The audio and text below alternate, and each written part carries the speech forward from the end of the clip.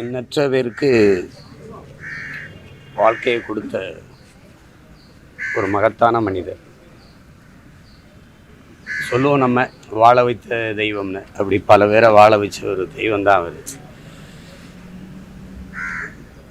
எத்தனையோ இயக்குநர்களை, நடிகர்களை உருவாக்கிய ஒரு பல்கலைக்கழகம்.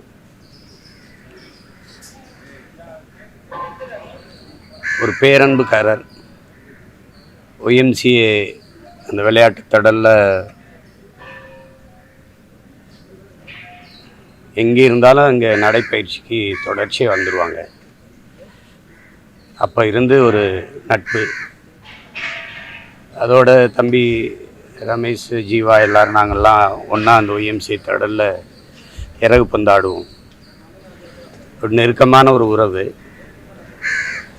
அண்மையில் தலைவர் தம்பி தலைமையில் அந்த பட நிகழ்வில் கூட சந்தித்து ரொம்ப நேரம் பேசிகிட்டு இருந்தோம்.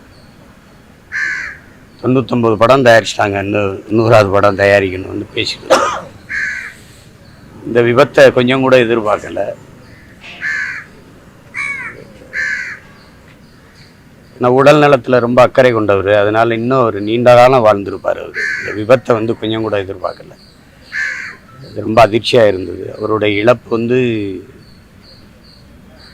எதன் பொருட்டும் அதை நம்ம சமப்படுத்திக்கிற முடியல, ஈடுகட்ட முடியாததை.